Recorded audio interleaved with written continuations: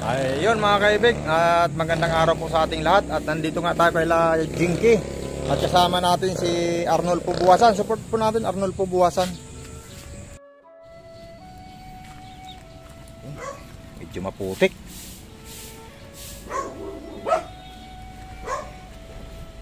Oy, kain. Pinakain mo? Ha? Ah, mangga. O, Naidilya. O. At may tungkod ka na, Naidilya.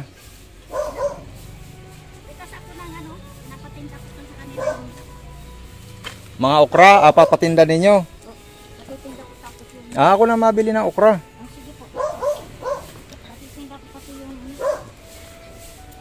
O, si Jinky. Oh, di ba graduation niya ngayon? Ang ginagawa mo, Jinky?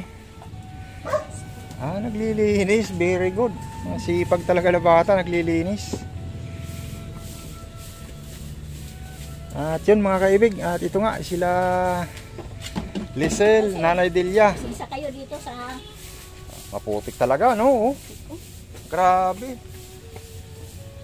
Pumuna ko yung sir. Kailangan, kwanto. Ato, ipasiminto para di maputikan si Lisel. Ayan mga kaibig. At si Jinky, di ka pa naghahanda ngayon at graduation nyo kamo? Hindi po. Kanina pa po. Tapos na? Ay nako, hindi maabot. Punta pa naman sana kami sa school. Tapos na pala yung graduation. Si Lisel sa bukas, alauna hanggang alas 3. Si Lisel. Tapos na pala. May picture kayo? Ano po, bukas sa puso. Hindi, yung sa inyo, sa cellphone ninyo. Ay, nakaw. Wala tayong ebidensya. Katunayan, nag-graduate ka nga. Wala kasing dalang cellphone, sir. Hindi din dalang cellphone. Ay, hindi dinala. Wala na nagpipicture. Walang nagpipicture doon sa inyo. Oo, kasi kinabukasan pupunta yun sa school niyo para ihatid yung mga picture. Magpa-picture ka? May picture ka ngayon kanina? Wala.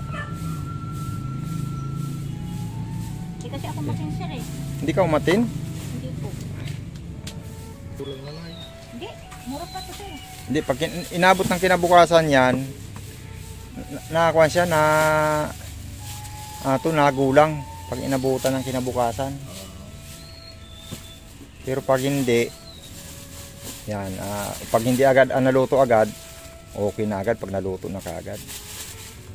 Kala ko pa naman, Jinky, yung mamayang hapon pa yung kuha ninyo. Bilis naman ng graduation nyo. Anong oras na ba? Anong oras nag-umpisa? Ano po, alas 5. Nang madaling araw? Nag-umpisa na. Alas 5 pala ng madaling araw. At yun, at kailan kuan mo? Punta mo dun sa Makati, Nanay Delia? Oo, sir. Ngayong auno. Magtitinda muna sila ng umaga. Tapos, Pagkatapos lang sa tindahan, pagtitinda ng gulay, aalis na siya. pupunta na siya ng Makati. At yun nga ay magiging tindera siya ng siumay. O 300 ang isang araw. Okay na rin pa din 300 sa 3,000 sa 10 araw. Ay, babali na agad siya eh. Ha? Babali na agad. Payag naman na Sabihin lang daw ko na ng oras para makapagpadala daw yung kaibigan ko. para makapagpadala na ng pang Pamasahin niya sa pamasahe. Ay. Ibig sabihin, yung pamasahe mo papunta ron, hindi sagot na ng kwan?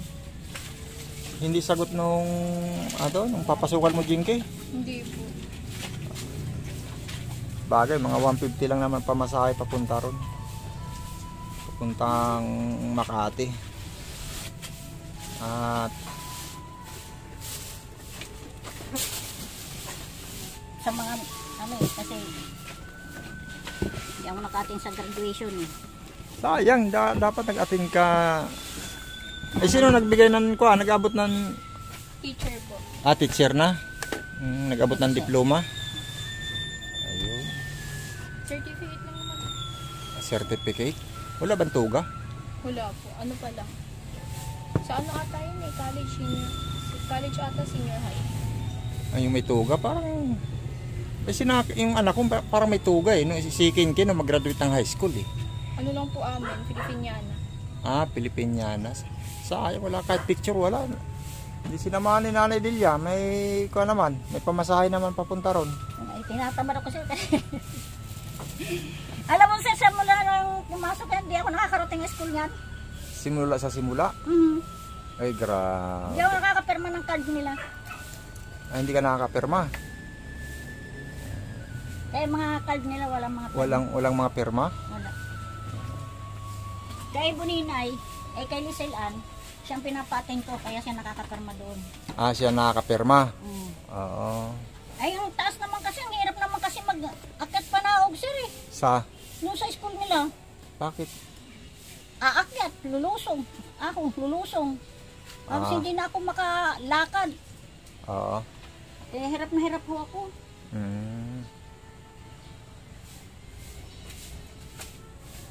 Ito nga mga kaibig, at si Jinky ay yun nga sa June 1 po. June 1 ka pupunta ng Makati.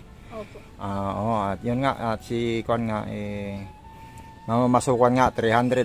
Yan at inulit-ulit nga natin. At kasi nga, bakit Kwan naman talaga? Kailangan, di ba, nagkukuhan ka nga na gusto mo na makapagbili ng mga School supplies po.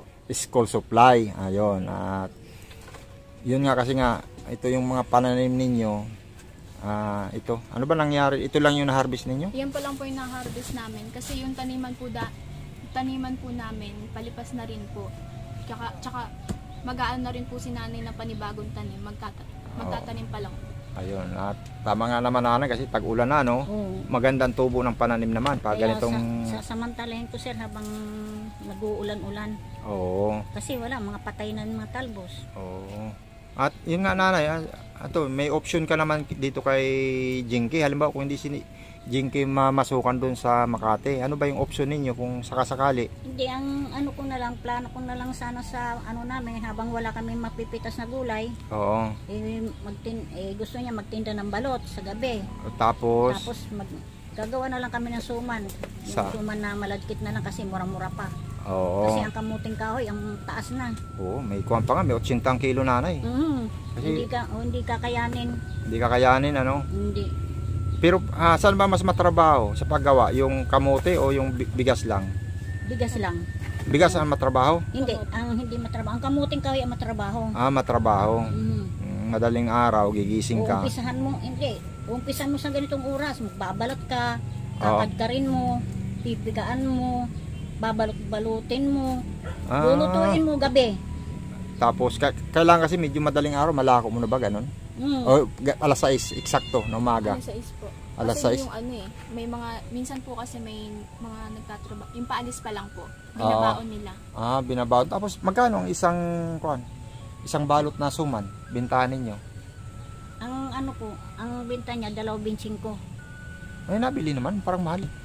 Malalaki naman yun, sir. Malalaki po kasi yung ano. Malalaki. Malaking balot, oo. Oo. Tsaka maano naman na sasapa naman sila kasi may palaman. Hindi, yung sa bigas, malagkit. Malaki na rin ang balot, sir. Ganun din, 2.25 pa rin.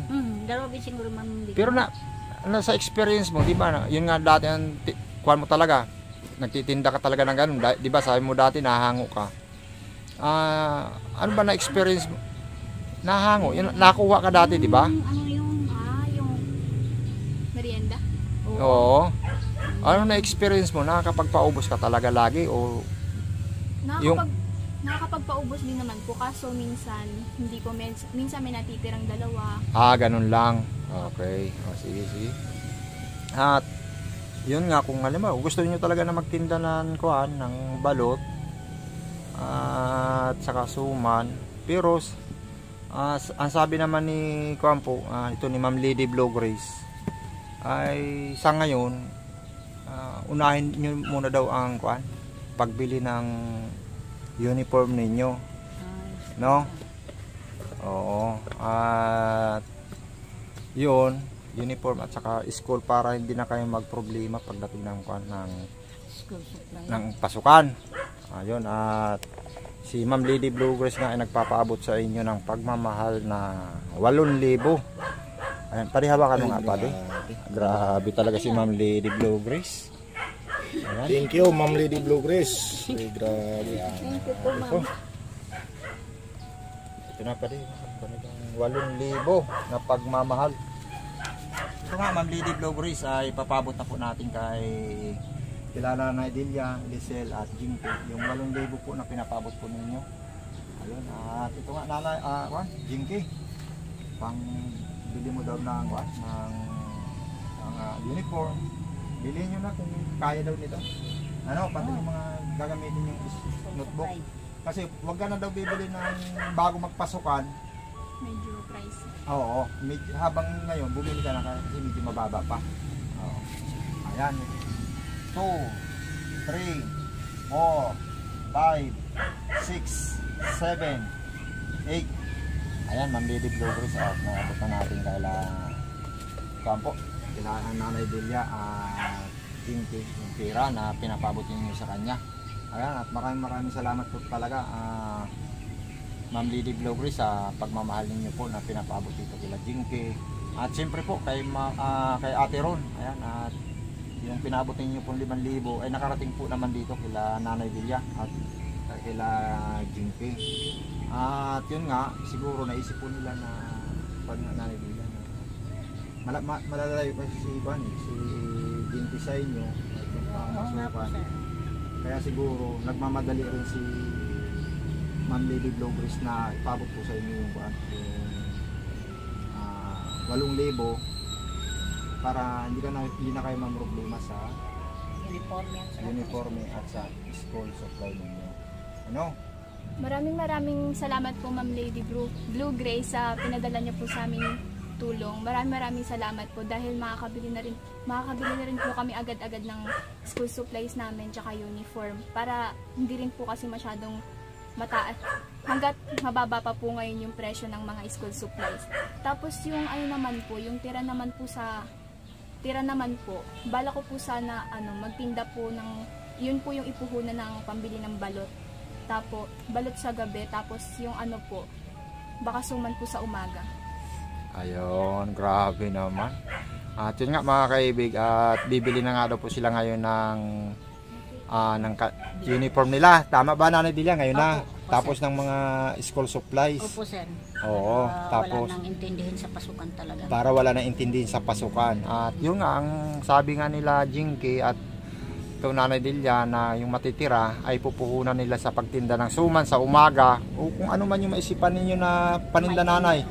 Ayun ba? Ano ba yung mga karyuka, mga ganun, di ba? Pwede ba yun, di ba? Marunong ka ba nun? Merienda po. Merienda ba yun? Oo, kung ano yung maisipan. Inaangkat nila dyan, karyuka, tapos banana cute, tsaka turon. Kaso wala namang kikitain pag inaangkat ata. Oo, mahirap, di ba? Mas maganda yung kayong gagawa. Nagawa rin kami yung banana cute, turon. Nabili kami ng mga saging sa bayan. Oo nga pala. Di ba, sir? Noon, nabili kami ng saging. Pwede yun. Pwede. Tapos nagtuturong kami, tapos banana cute. Okay. At yun mga kaibig, at maraming salamat po talaga Ma'am Lady Bluegrass. Paulit-ulit tayo sa pinapabot niyo yung pagmamahal dito po sa magkakapatid. At yun nga, abangan po natin yung kanilang pagbili ng uniform at sila daw ang pupunta doon. At yung abangan ninyo mga kaibig yung paggawa nila ng suman o ano man yung mga kakanin na pwede nilang itinda at yung pagtitinda nila ng balot. Ayun mga kaibig, at maraming salamat puli sa patuloy na pagsuporta dito sa aking munting channel. Ayun. Hello po mga viewers. Ayun. Maraming salamat po kay Ma'am Lady Bluegrass, kay Ma'am Ron, tsaka sa iba pa pong mga sumusuporta sa channel ni Sir Jojo. Salamat po. Pwede. Ayun, sobrang supportive ng sponsor mo Pading Jojo dito sa magkapatid at sa iba pang mga content. At maraming salamat Ma'am Lisdan Red at saka kina Ma'am Lady Blue Grace. Ayan, maraming salamat Ma'am Lady Blue Grace at Ate Ron. Grabe na pagmamahal dito sa magkapatid na nagtitinda ng gulay. Approve.